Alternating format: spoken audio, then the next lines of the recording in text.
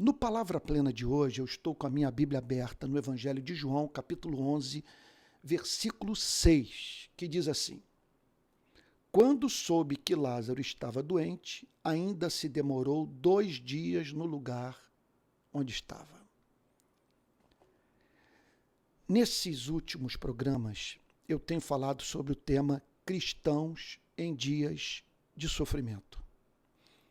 E isso à luz do capítulo 11 do Evangelho de João, em razão do fato de esse capítulo revelar as dores agudas vivenciadas por uma família que Jesus muito amava.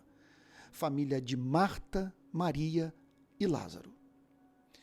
É uma passagem, portanto, que projeta muita luz sobre o sofrimento dos redimidos. Como explicar? Pessoas que se arrependeram dos seus pecados, foram levadas à fé em Jesus, se tornaram discípulas de Jesus, vivem com o desejo de, em tudo, manifestar sujeição à palavra de Cristo. E a despeito disso tudo, e olha, tudo isso associado a tantas promessas bíblicas para a vida do povo de Deus, que dão conta do apreço que Deus tem por aqueles que se reconciliaram com Ele por meio da obra sacrificial do seu Filho. Quer dizer, quando você soma tudo isso, esse sofrimento se torna enigmático para muitas pessoas, porque elas dizem: mas como pode esse servo de Deus ou essa serva de Deus estar passando por tamanha aflição? Ele está sendo tratado como se fosse alguém de coração empedernido, um ímpio, uma pessoa que ouviu o Evangelho, rejeitou a Deus e que por isso está sendo julgada por Deus. Então, como explicar o sofrimento dos cristãos? Nós já vimos algumas verdades reveladas por esse capítulo que nos ajudam a entender esse tema. Hoje, uma outra verdade, um outro fato referente à vida dos santos de Deus nos é apresentado por essa passagem. E ele torna a nossa relação com o nosso sofrimento, quando eu digo nossa, eu estou falando de nós cristãos, quando eu falo nossa relação com o nosso sofrimento, estou pensando nos filhos de Deus. Na verdade, tudo que eu tenho falado aqui nesses últimos dias é direcionado para os cristãos. Eu confesso que para o não cristão, tudo que eu tenho para lhe dizer é reconcilie-se com Deus. Sabe? Ouça a mensagem do Evangelho e creia na oferta de amor que Cristo está fazendo a você, chamando para ser salvo. Agora, o que deixa o meu coração apertado quando eu me deparo com pessoas pelas quais eu tenho profundo apreço, que contudo não se converteram, sabe, é não poder dizer a elas o que eu só posso dizer para os filhos e filhas de Deus.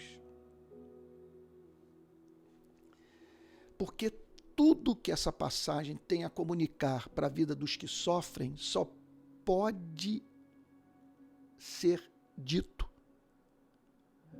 quando o sofrimento é vivenciado por um discípulo de Cristo. E essa passagem nos apresenta um outro mistério da vida. Que mistério é esse? É Deus não atender às nossas súplicas no minuto seguinte, a apresentação a Ele das mesmas. O verso 6 diz: quando soube que Lázaro estava doente, Jesus havia recebido a informação concreta. Quer dizer, da qual ele não precisava para saber o que estava em curso na vida daquela família. Mas os discípulos tomaram conhecimento desse fato, que a partir de um ponto, Jesus foi informado sobre o que estava se passando na casa de uma família que habitava numa cidade chamada Betânia. Uma família, repito, profundamente preciosa para Cristo. E aí então a informação é passada. Jesus é informado de que Lázaro, a quem ele muito amava, estava doente. E observe que a Bíblia não apresenta aqui Jesus experimentando o sentimento de culpa. Nós não vemos aqui Jesus numa crise emocional, uma crise de autoestima, quer dizer, ou uma crise mesmo de arrependimento pelo fato de não ter evitado a doença de Lázaro, ou não ter impedido aquela família de passar por tamanha dor. Porque quem havia recebido a informação referente a um sofrimento que ele, Cristo, poderia ter evitado, foi o Cristo que amava aquela família. Na parte B do verso 6, que estamos examinando no Palavra Plena de hoje, João declara: ele ainda se demorou 2 dias no lugar onde estava. Ele recebe a informação e, vamos assim dizer, não pega a sua mochila, não põe suas sandálias e não parte na direção de Betânia imediatamente, a fim de evitar a morte de Lázaro. Ele recebe a informação e lida com ela, como se ignorasse o sofrimento daquela família. Então, observe alguém tomando conhecimento da morte de Lázaro, tendo tido acesso à informação de que Jesus sabia que Lázaro estava doente. Você imagina então, Jesus recebe a informação e os discípulos observam que Jesus havia tomado conhecimento de uma pessoa a quem ele estimava estava doente. E mais adiante os discípulos percebem que Jesus, mesmo assim, permitiu que a dor daquela família fosse de mal a pior, recusando-se a agir imediatamente. Ele não apenas recusou-se a evitar a doença de Lázaro, como também demorou em atender a súplica de suas irmãs, que anelavam pela cura do seu irmão querido. Por que Deus faz assim? Bom, a primeira resposta que temos para dar para essa pergunta, à luz do que o Evangelho de João nos ensina, é que não é por falta de amor. O verso anterior enfatiza o fato de que Jesus amava aquela família. E, portanto, nós somos levados a crer que só havia uma resposta para a pergunta: por que Cristo demorou em atender a súplica de Marta e Maria? E a resposta é: porque amava aquela família. e por amar aquela família, não agiu imediatamente. Esse é o ponto.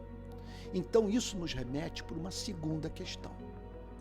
Você pode talvez dizer assim, Antônio, eu estou certo dessa verdade. Eu sei que Deus me ama, mas como explicar esse amor que se recusa a ouvir oração, que não atende o nosso clamor? E olha, e quando nós estamos pedindo o que é vital, sabe, o que é justo, o que é nobre, o que é santo, o que é demanda do amor. Por que Deus faz assim? Aí nós podemos nos aventurar a ir em busca de respostas nas Sagradas Escrituras para essa pergunta justíssima. Veja, contudo, se você se dirige para a busca de resposta para essa pergunta, veja só, por que Deus demora em atender a súplica daqueles a quem tanto ama? Veja só, quando você busca resposta para essa pergunta, mas partindo da pressuposição de que há amor nesse atraso, veja, a busca por essa resposta, ela torna-se livre desse elemento de angústia, desse tormento, porque não há nada mais angustiante do que só percebermos castigo. Sabe, um sofrimento fortuito ser uma razão de ser do qual nós não podemos extrair nada. Então, é por isso que é incalculável a consolação do coração piedoso, daquele que conhece a verdade, daquele que segue a Jesus numa hora como essa. Olha, a minha mente me remete para a busca de respostas para algumas questões que o sofrimento me apresenta. Contudo, de antemão, eu sei que seja qual for a resposta que eu venho a alcançar, ela não haverá de depor contra o amor que ele tem por mim. Então, o que eu tenho para lhe dizer é o seguinte, é que há amor nesse atraso.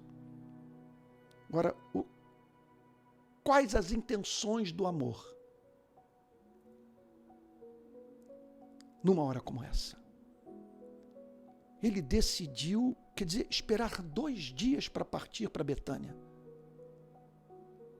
Quer dizer, você imagine, alguém ali do lado, olha, eu vi que ele recebeu a notícia, mas mesmo assim, ele não botou o pé na estrada.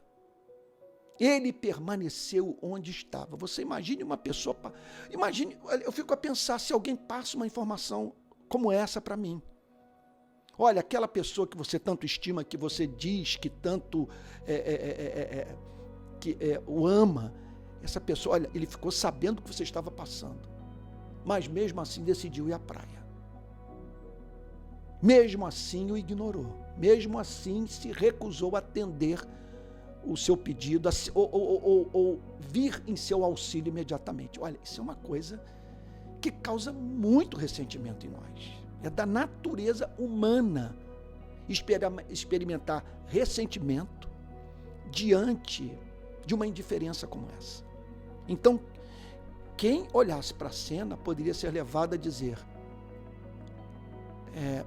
Cristo não leva a sério as suas relações. Contudo,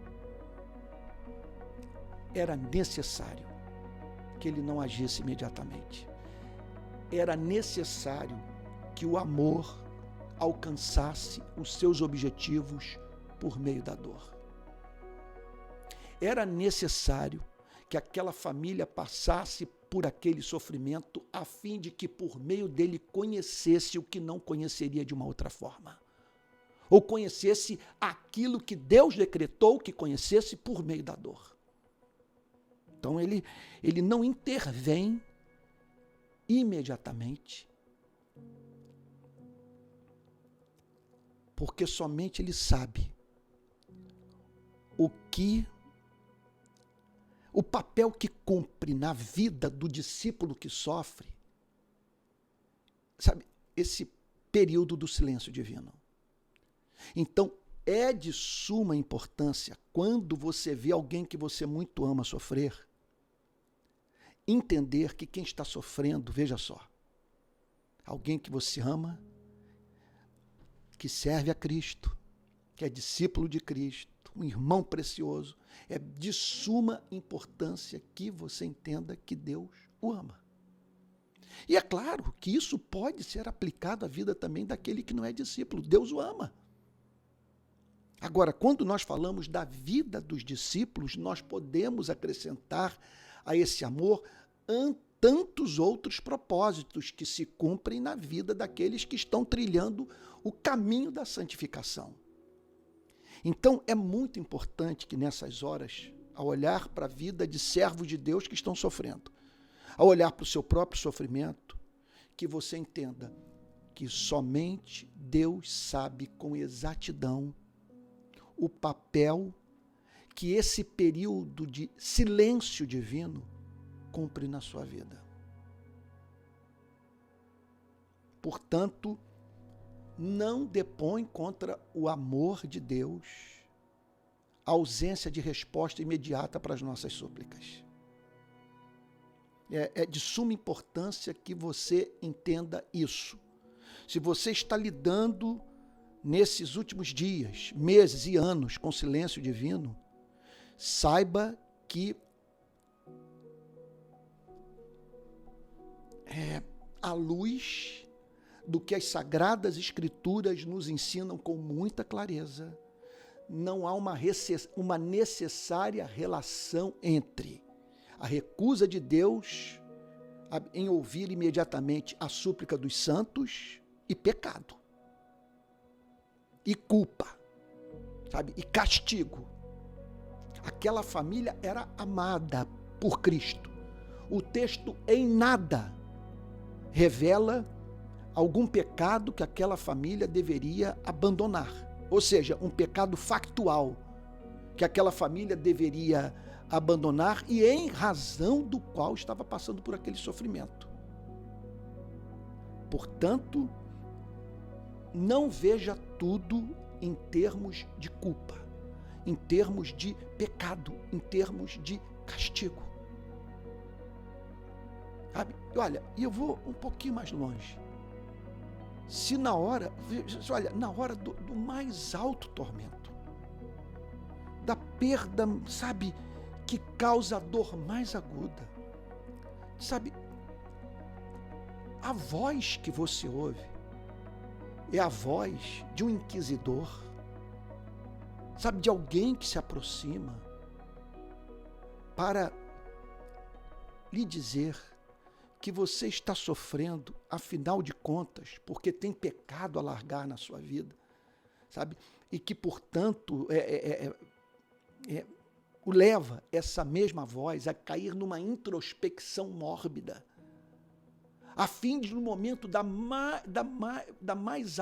do mais alto sofrimento, em que você está precisando, e não quero ser piegas, mas esse é o sentimento que nos assoma nessas horas, que está precisando do colo de Deus, sabe? Na minha cabeça vem sempre me abrigar sob as asas do Altíssimo, e ali encontrar proteção, ali encontrar aconchego, ali ouvir sua voz. Ora, nas horas do sofrimento, é justamente esse Deus que Ele quer ser para mim. Então eu passo por uma dor dilacerante, e tudo que eu tenho ao meu lado é um juiz.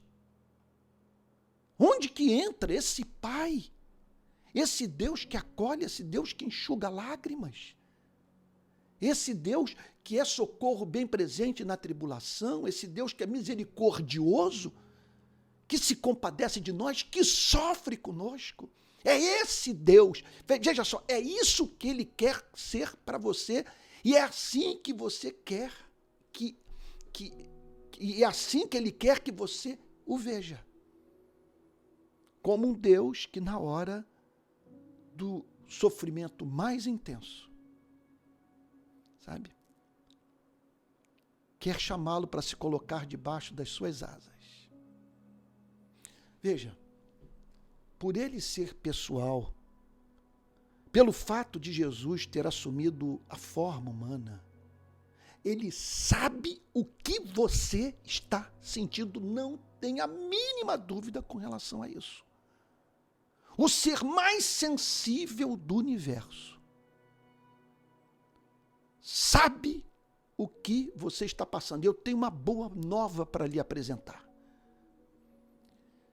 Se a dor é grande, e se ela o faz chorar, sabe, nas mais diferentes horas do dia, se ela o acomete no momento da alegria, se é, portanto, algo que rouba os seus momentos de contentamento, por ser uma constante lembrança de uma perda, de algo que lhe era muito caro, eu quero lhe dizer algo, quero lhe dizer uma coisa. Se esse é o seu caso, você é hoje objeto de um amor especial. Você hoje é objeto da misericórdia divina. Deus olha para você com compaixão. A misericórdia é aquela expressão do amor que o leva a se compadecer do que sofre. E dele cuidar, nas horas em que esse não tem recursos interiores para ajudar a si mesmo. Portanto, quero lhe dizer, hoje, que você que sofre é objeto do amor misericordioso de Deus e que esse mesmo atraso não é fácil para Cristo. Ele demora em atender a sua súplica com lágrimas, mas um dia ele vai lhe dizer: foi necessário. Que Deus o abençoe. Que Deus o ajude pelo Espírito Santo a crer nesse Pai de misericórdias que Jesus revelou ao seu povo.